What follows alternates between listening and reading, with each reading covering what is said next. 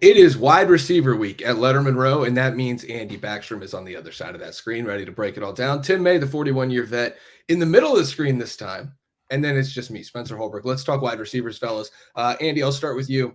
Marvin Harrison Jr., gone. He's now with your team, the Arizona Cardinals, the team right behind you, actually. And I'm sure you're very happy about that. Who's not happy about it, I'm sure, is Ohio State, because he might be the best receiver in program history.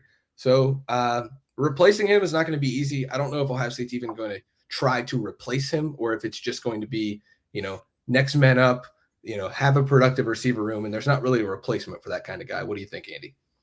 Yeah, it's like in the Moneyball movie, they talk about replacing, you have Jason Giambi, they're trying to replace him in the aggregate, right? Yeah. So it's the same kind of thing. You can't really replace Marvin Harrison Jr. He's a generational talent. He's the highest drafted Buckeyes wide receiver ever.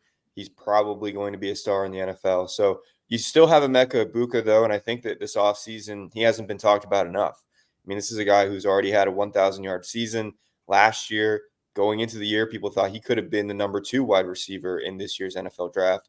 Then he has that ankle sprain against Maryland, has the tightrope surgery, misses 3 games after that, and then isn't really his full self again until the Minnesota game. Scores a touchdown against Michigan, has the most receiving yards on the team against Missouri, but that game was kind of a wash anyway. And now we're here, and he's the leader of this wide receiver room, and I think that that's where I'll start today, is just talking about Emeka Egbuka. I think he has a chance to have a really special season in Columbus. There's a lot being talked about Jeremiah Smith. There's a lot being said about the potential of Carnell Tate and Brandon Ennis, and that's all great. But I think that Emeka Egbuka could really still be the star of this room, and I think he could go over 1,000 yards again. And I think he could be a first-round pick and continue that streak that Ohio State has.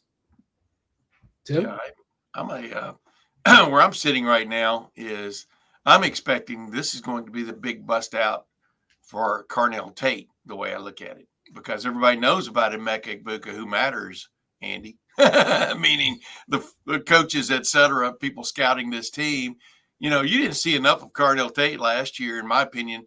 It barely even whetted your appetite, much less satisfied you, because we talked all preseason about how he could have a bust out if he got the chance and stuff. He still had to have the opportunities, especially with Marvin Harrison Jr., Emeka Egbuka sitting there. You're probably not going to get those opportunities, although Emeka Egbuka was banged up at times last year, obviously. But Carnell Tate's a guy I've got my eye on, because I do believe he has the goods. We all know about Jeremiah Smith, ballyhooed like no receiver I can ever remember at Ohio State. I mean, we didn't ballyhoo Marvin Harrison Jr. He kind of slipped in the back door, really, if you remember correctly. I mean, there wasn't this big uproar about him going into his freshman season.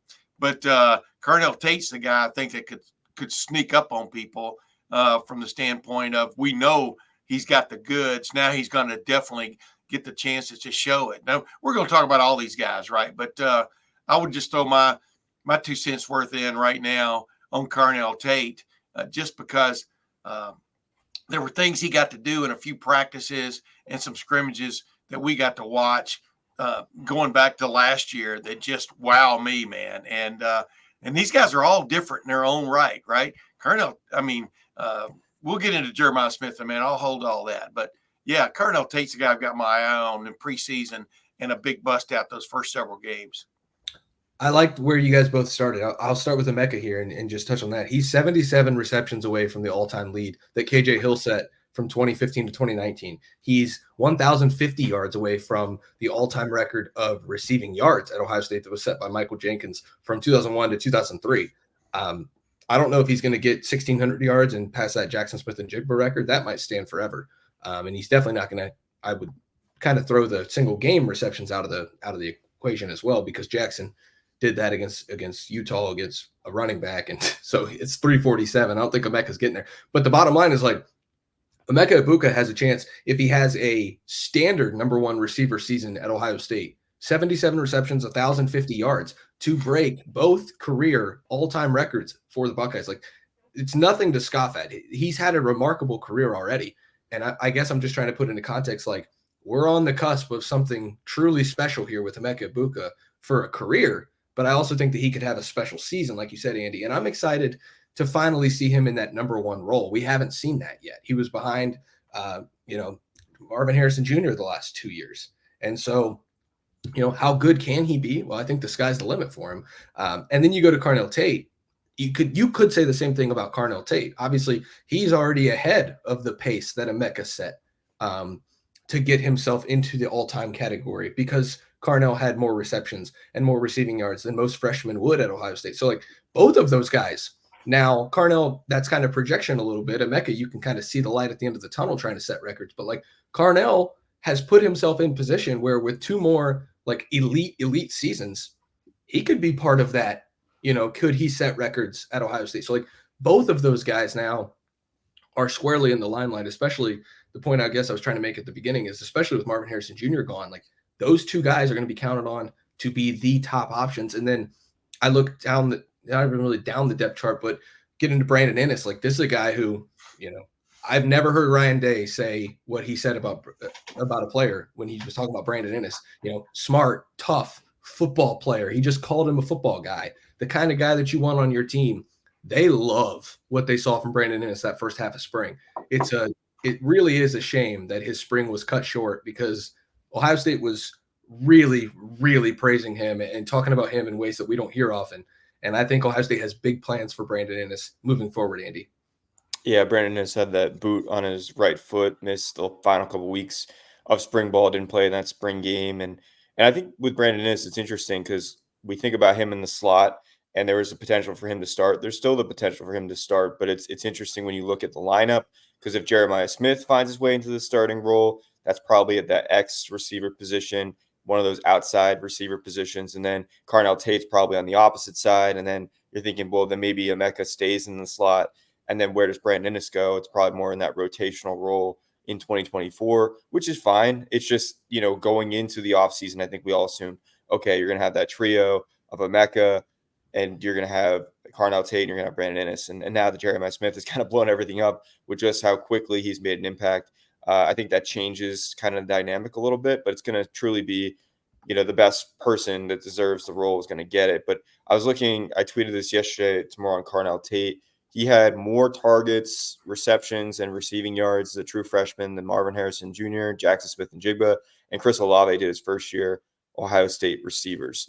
So, I mean, the proof's in the pudding already that we've seen Carnell Tate can do this. I mean, he wowed everyone last spring, last training camp, to the point where Marvin Harrison Jr. was saying that he was better at that time than Marvin Harrison Jr. was going into his sophomore year, the year that he was a Blitnikoff Award finalist and probably should have won the award, and could have won them a national championship had he not been hurt in the game against Georgia.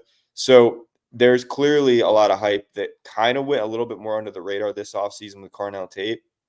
I think my question is for this receiver room is that it's a lot of potential and not necessarily as much production that we've seen so far. Last year, you're going in knowing you have 2 1,000-yard receivers, knowing you have Julian Fleming, who always had the potential to be really great at Ohio State, considering his recruiting standing and the things he did, besides catching the ball, as a blocker on the perimeter and just as a leader in that room.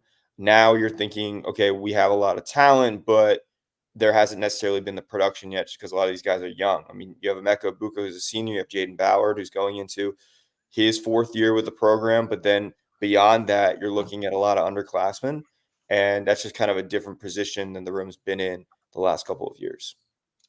There's only one football, though, and you only get to throw one pass to one guy per play. And, as the assembly line keeps going by in the Ohio State wide receiver room, another guy pops up, and that's just the thing. You have to wait your time. I'm quite impressed by this room, to be honest with you. And not that I wasn't being honest before. I think the depth of this room, people can say they need 1 or 2 more bodies. Maybe you're only going to play 3, maybe 4 at a time, unless my man Jelani Thurman and G. Scott get out there and some. Because with Chip Kelly, you never know where he's going to go with his offensive schemes. But the bottom line is, I think all of these guys. Jaden Ballard's a guy anybody's got their eye on right now as a possible. He finally gets it. Kind of situation, because there's no doubt about his talent. And, I remember, what was that, a year ago or so, I was asking Brian Hartline about him. He got kind of annoyed, really, about the questions, that's life in the fast lane. But the bottom line is there's no doubt that Jaden Ballard's got the talent to emerge if he puts it all together. I mean, he's got top end speed, big time. He's a big guy, tall guy. He could really be a guy that comes out of the woodwork. Like I'm always talking about this Ohio State football team. You've got veterans who haven't really gotten that shot, and suddenly they do. And, that's why they recruited this dude. Jaden Ballard could definitely be that guy, someone I've got my eye on. Yeah, Jaden Ballard's an interesting case. I wrote about him at lettermenrow.com on Tuesday. The potential is there. And I think Ohio State is still waiting on the consistency. The comments by Ryan Day when I asked him about Jaden after the spring game kind of makes you perk your ears up a little bit. He said that those last 2 weeks of spring ball, Jaden Ballard really emerged and was doing the consistent things that they want to see. Well, we've heard that in fits and spurts throughout his entire career. We've heard that here, and it's like, oh my gosh. We've heard that inconsistently about him through his. Yeah, go ahead now. Yeah, you see it, in practice, and it's like, oh my gosh, this guy can run past a gazelle, and then all of a sudden he's not on the field. What's going on? You see him back there catching punts. And it's like, oh my gosh, this guy could be the next great punt returner, and it just doesn't really equate to anything. You see him, make a play in spring ball. Oh my gosh, it's finally time. Is it though? Like I don't know if we can put that on him just yet because they want to see it consistently. And Brian Hartline last year in the fall said that he was 6 months behind, but he was starting to catch up in the progression that they wanted him on. Well, has he made that ground up or not? Because if he hasn't made that ground up, then that means, yeah, he's made progress, but it's still 6 months behind where they wanted him. And so that's the big question. The guy that I know, though, as we transition here into America's favorite topic, that I know has made the progressions they want to see, and it's a matter of when he's on the field, not if he's on the field, is Jeremiah Smith. Like, Andy, is this I don't know, I'm just going to ask you, is this a day one starter, or is he going to be fourth in the rotation? Like, where do you see Jeremiah Smith fitting in? Because he's going to fit in somewhere, and he's going to play a lot. Yeah, he better be a day one starter because, I mean, this is what – if you're trying to win a national championship, everyone's talked about, it's always national championship or bust really at Ohio State. I mean, I think that's kind of silly. People are like, oh, it's win it all or what for this year for Ohio State. That's always the standard at Ohio State. They're always trying to hang the banner, always chasing at this point since that 2014 season to win another one of these. And I think if you want to do that, you have to take some risks. And it's not even that much of a risk to start someone like this who's the number one overall prospect in the 2024 class. By all accounts, one of the best wide receivers to come out of South Florida in the last decade, one of the best wide receivers in these ranking categories in the last few years. And he's someone that's already shown at Ohio State that he has the work ethic, he's humble enough, and he's willing to put in all the time in the Woody before and after practice to compete with these guys and have a chance to start. And whether it was him mossing, Jermaine Matthews in one of the practices that we saw, or it was him beating Denzel Burke downfield for a catch, or that ridiculous viral one-handed catch he had in the end zone in the back corner. I mean, you can just go down through the times he's kind of broken the internet in the spring, and we've already seen it. I mean, he didn't have a huge spring game, but I don't think anyone needs to make a direct impact. We've obviously heard people just being quiet in the spring game and then exploding in week one. So I think this is someone you need to start. And I think that's why it gets interesting for this receiving room, because he's someone I think you need to not only start, but have on the outside at that X position. And, Emeka Egbuka is I think, a wide receiver one, but still having a guy of Jeremiah Smith's stature that can go up and get it in traffic, that can do some of the things that Marvin Harrison Jr. did, uncontested catches, and, really do it all too. I mean, this Jeremiah Smith can do it after the catch. He's someone that is great on releases, can create separation. I mean, you're talking about like a 5-tool wide receiver, and he's someone that I think you need to play right away. And if you're not, you're really doing a disservice to the recruiting job that you did to get him here. Well, that's pretty bold. Are they starting? Are they in a formation where they have 2 wide receivers or 3? That'd be the first thing you look for on that starting deal, whether you get that starting nod or not. There have been some listed starting lineups, from game to game that are just some different kind of formation they put in there that keeps a guy from maybe being a 12-game starter, which is bizarre. I'm just parsing there a little bit. without a doubt, this guy's going to play from the get-go.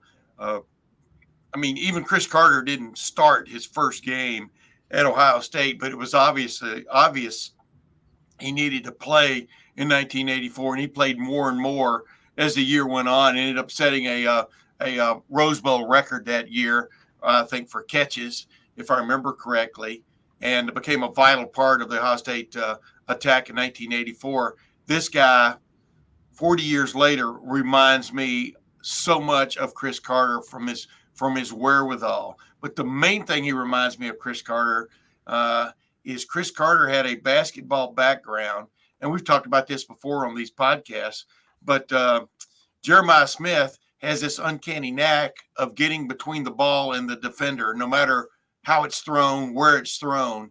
I don't believe you coach that. I believe guys develop that, but I don't believe they develop it over 3 months in a program. That's what really separates this guy is he's got all the tools plus the savvy. And when you have all the tools plus the savvy, you're going to go places. And if he doesn't, start, then we'll be asking a lot of questions. There's a lot of, as the late great Earl Bruce used to say, there's a lot of water to go under the dam here before we get to the start of the season. But yeah, Jeremiah Smith, let's put it this way. I think they have probably 4 or 5 guys who could start, and I really wouldn't shake my head about. And Jeremiah Smith is definitely one of those. Yeah, I think the term start, we just have to use it loosely. Yes. Like you said, Tim, if Emeka Egbuka and Carnell Tate are out there on the first snap, and then the very next snap, Jeremiah Smith comes on the field. Well, technically he's not a starter, but he's basically starting. Right. If he's playing in game 1 with the ones, he's a starting wide receiver because they would feel comfortable if they had a certain formation to put him on the field for the first snap of the game. So, Andy, I completely agree with you. That needs to be what happens here. As long as he stays on the progression and as long as he continues to live up to the billing, that term starter we can use very loosely, especially with wide receivers. This isn't left guard where the starter is going to play every snap with the ones at all time. Wide receivers a little more loose than that. We didn't put a starter tag on Travion Henderson or Quinshon Judkins last week. Why? Because that's a pretty loose tag. Just whoever takes the first snap is technically the starter, but that doesn't mean the other guy is the second string. So I think that's where we can define starter there for wide receivers. Jeremiah just wows me, man. Every time we were in the Woody, without fail, he was making crazy catches. I got a text during the first scrimmage. We weren't even allowed in there. And I got a text during the first scrimmage from a source who said, Jeremiah just made the best catch I've ever seen. And I was like, I don't know what to do with that information, but if you say so. And then all of a sudden the scrimmage ends and everybody who was at the scrimmage is tweeting at Ohio State social media people, release the video, please release the video. And finally they put it out there and it was him snagging that one-handed touchdown grab. And you just have to say to yourself, is this just ordinary for this guy? Because every time we were in there, we saw catches that would make, the old 2005 SportsCenter top 10 that everybody, just envied if you were on there. Every single time we were in there, he made a catch from that catalog of best catches you've seen. And then he does it in the closed door scrimmage. And it's such a good play that everyone demands it gets released. And so Ohio State's all right, fine, we'll put it out there. Is this just ordinary for him, Andy? Or should we expect these kind of things from Jeremiah in year 1? Or is that too much to expect from a guy of his, recruiting prowess and now kind of legend already at Ohio State? No, because true freshmen can do this. I know at Ohio State, you don't see a lot of true freshman receivers putting up insane numbers, but Garrett Wilson had a really good freshman year, 30 catches, north of 500 receiving yards. And I think that Jeremiah Smith could surpass that. And when you look about this receiver room, it's not like you have Cade Stover at tight end who's going to be gobbling up 30 plus catches and 500 plus yards, and tight ends is a whole nother week, but you don't really have that one tight end option that's going to be really making a dent in the receiving room, at least from the production standpoint so far in their careers. And so you might only have 4 or 5 receivers that are, accounting for the share of receptions. And then I think you're good on that because I think you got a couple running backs that can act as receivers. So that's why I'm not concerned at all about the receiver depth, because you got a couple guys in Quinshot Judkins, Travion Henderson, even a Sam Williams-Dixon, James Peebles. Like, you could use them as receivers too. We know how creative Chip Kelly gets with offenses. We know that Will Howard, if he's a starting quarterback, has a history of throwing to running backs. Deuce Vaughn comes to mind first at Kansas State. I think that the receiver depth is not a concern of mine. And I think that the top of that group, really, we're talking about the four with Carnell, Tate, Emeka Egbuka, Jeremiah Smith, Brandon Inniss, and then I would even include Bryson Rogers. I think he could emerge as that fifth guy. Then you're looking at that group probably taking the share of those receptions. So I wouldn't be surprised if Jeremiah Smith goes over 500 receiving yards. And I know that's kind of a bold take, considering where true freshman receivers usually sit in their first year at Ohio State. But I don't think it's that bold, considering his recruiting prowess, what we've seen, and then also the makeup of the room this year. I don't think they're even looking at Jeremiah Smith as a freshman. That's what I think. That's the take I got. Yeah. And then number two, like you said, the numbers don't necessarily make depth. And that's the case definitely with this Ohio State wide receiver room. When I watched Bryson Rogers run around and do some things in the spring, a guy that was going to transfer out, hit the portal, and then got out of the portal. And then I haven't even seen Mylan Graham yet, but all I've heard is great things about Mylan Graham. For example, a true freshman, just like Jeremiah Smith. I think they've got let's put it this way. I think they've got adequate numbers, and I think they've got way above average depth is the way I would sum up this wide receiver room. Yeah, you haven't seen some of these guys play as Buckeyes yet or play extensively at Buckeyes, but like we talked about at the jump, sometimes you just got to wait your turn. And when your turn comes, make the catches. And they've got guys here that could wow people if they get a shot on Saturday. I completely agree. You just said it, Tim. I think Mylan Graham is going to be pretty good. I've seen some stuff of Mylan Graham. We went over and watched him on the way to Notre Dame. Unfortunately, he suffered an ankle injury pretty early in that game and was taken, not really himself. So we haven't seen it in person, but flip on the highlights. I haven't seen a wide receiver that shifty in high school that's coming to Ohio State since Jackson Smith and Jigba. And I'm not putting those kind of expectations on him, but like, if you watch the high school tape, it's like, oh my gosh, this guy moves differently than most even 5-star wide receivers. So there's a lot to be excited about with him. Again, Bryson Rogers, a guy that I've been extremely high on since he arrived at Ohio State. I've always thought he was discounted. I don't know. I think the guys at On3 do a great job of ranking these prospects, but I'm still puzzled by his low ranking. He was always, to me, a better player than the rankings showed in high school, and was discounted because of the receiver class he came in with Carnell, Tate, and Brandon Inniss, and Noah Rogers, who's now at NC State. Like, Bryson was always a little underrated to me. And then, Kojo Antwi is a guy who's been in the program for a few years. He's learned under Brian Hartline. He's seen some of these superstar receivers go to the NFL, and he's learned under them. Like, somebody that we just can't brush off and discount. Like, he could be a valuable member of the roster, whether that's on special teams or, as a depth piece in the receiver room. There's a lot to like about this receiver room is what we're trying to say. Tim May, the 41-year vet, he loves it. He's been talking about it. We're going to continue to talk about it at lettermenrow.com. Tim will be there. Andy, he loves talking about the receiver room too. He's going to have plenty of coverage. Every angle of the wide receiver room this week is being covered at lettermenrow.com. Go there right now. Get your first 2 months for $1. That's right, 2 months for $1 at lettermenrow.com when you use the code OSU1. I'll put that on the screen, and it'll be there for you to see. OSU1, $1 for your first 2 months. It's a special offer. Get it now before it goes away. That's $1 for your first 2 months when you use the code OSU1.